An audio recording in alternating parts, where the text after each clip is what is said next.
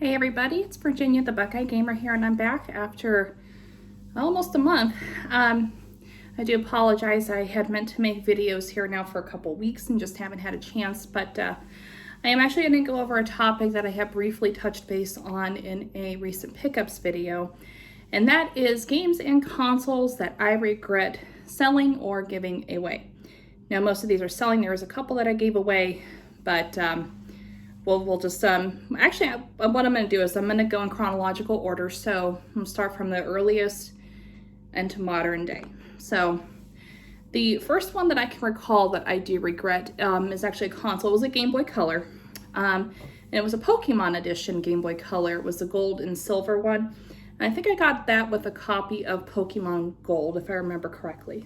Now, it wasn't long after that that I had also gotten a Game Boy Advance. I think what happened was I had saved up money with allowance and other things to get the Game Boy Color because I was a big Pokemon fanatic at that time and I just wanted it so badly. So I got it shortly after launch. And I loved it. Like, there were certain ways that you hold it, like you see a little silver and a little gold, and I think it was Pikachu and Pichu that were on the Game Boy Color screen. And Pikachu's little cheek would light up red when you turn the Game Boy on, which I thought was really cool. And again, it wasn't long after that that I got a Game Boy Advance, which I absolutely loved. And I held on to that Game Boy for a while. And then the circumstances that actually led to me selling it was, again, I was saving up money for other things, and not really thinking about the consequences down the road. I did go ahead and sell it, and I got a fair amount of money for it at the time, you know, not hundreds and hundreds of dollars, of course, although that would have been amazing. But I got, for what it was at the time, I got a fair amount of money for it. So it didn't hit me until years later what I had done, when Pokemon stuff from that era was starting to really shoot up in price, and I'm like, why did I do that? Why couldn't I have held on to it? I have been looking for a replacement because I would just love to have that Game Boy again. Hopefully I can find it at some point, but we'll see. Now, going back a little closer to that era, so there was a game, and this was also a Pokemon game, that I did regret selling, and that was my copy of Pokemon Crystal. Now, I do have it digitally on my new 3DS, so I do have the game technically to play, so it's not that big of a deal in a sense, but what really got to me and why I'm still to this day kind of kicking myself for it is because I had that game completed 100%. I got all the Pokemon, including Mew and Celebi, which Celebi is actually my favorite Pokemon. I don't know if I've ever mentioned that before. Just a little side note. And that was my one and only Pokemon game that I actually have Pokemon at level 100, the prestigious highest level that you can get without cheats. So, yeah, and I put hundreds and hundreds of hours into that game up until like the PS4, Xbox One era, which is now last gen, hard to believe. I never put that many hours into a game before. So yeah, all that hard work, and I had to go sell it. But anyway, and again, copies of those Pokemon games are really shooting up in price. So yeah, I don't know what I was thinking. Now, those are the only ones from my childhood that I can clearly remember, but there are a few from my adult age, and some that actually happened recently, and I wasn't thinking. But a couple PlayStation games, and I may have mentioned this before. I had copies of Tomba and Tomba 2. Now, you notice I said I had because I actually don't have those anymore. That was part of some stuff that I had sold to get my PlayStation 5. Now, again, I'm so very glad and very thankful that I have a PlayStation 5, but I wish I wouldn't have sold those games. So, yeah. And I actually had a Sega Saturn game called Panzer Dragoon 2's Way.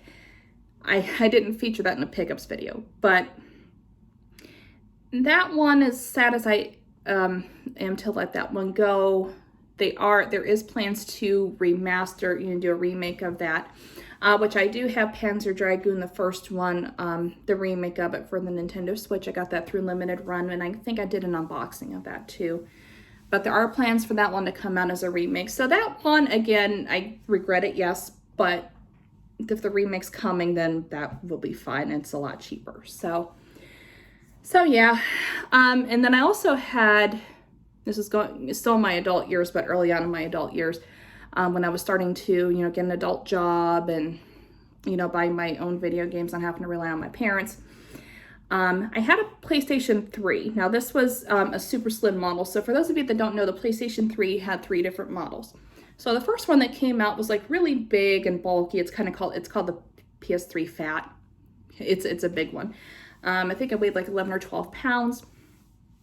But early on, it was actually fully backwards compatible. So not only did you have the PlayStation 3, of course, but you could also play PS1 and PS2.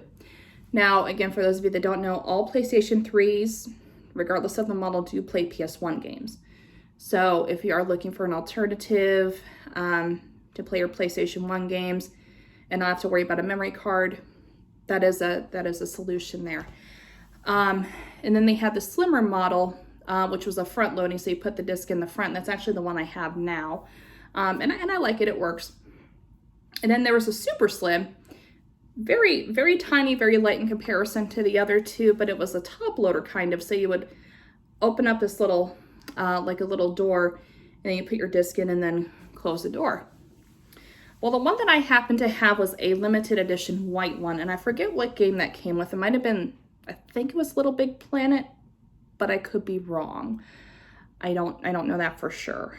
It might have been with Little Big Planet 2. I'll have to look that up, guys. If I do find a source for it, I'll put it in the description. But that one I did get at GameStop. I had some gift cards and some other rewards that I could use to go for it. So I didn't pay that much money in the beginning, which was awesome. Yeah, I went ahead, and I do remember this one actually very clearly because my husband was with me. That was a PlayStation 3 that I had when I first met him, and we both thought it was really cool. Well, there was a limited edition PlayStation 4 that came out, which I actually also sold off that one, but I'm not too bent out of shape about that. And I'll get to that in a second as to why.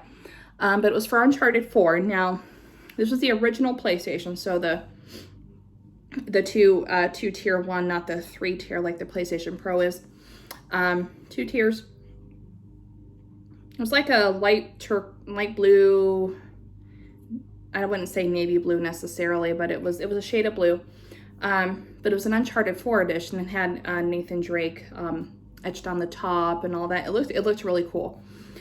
So I traded in my white PlayStation 3 Super Slim for that. And I had so many issues with that PS4. I think that was one of the first consoles I ever had that I was legitimately upset with. Like the console looked great, but it ran so freaking poorly. I got tired of it. I finally got tired of it, and not long after that, the PlayStation 3 Slim, they had a special edition for that, which I did get. And again, that was another console that I sold, but I'm kind of a little more upset about it was a gold edition Slim. That one I'm a little more kind of kicking myself for, but again, not bad enough to go into a spiel about in this video. So I think I regret it more of the fact that I got a console that was crap. But after looking up the reviews, I realized I wasn't the only one. That was actually a common issue with that console.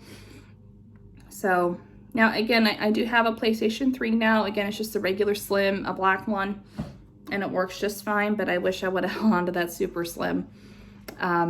Yeah, so, but again, it is what it is, guys. That's all I can think of right now. If I do think of any more, I will definitely do a part 2. But hopefully you like this and listening to my regrets.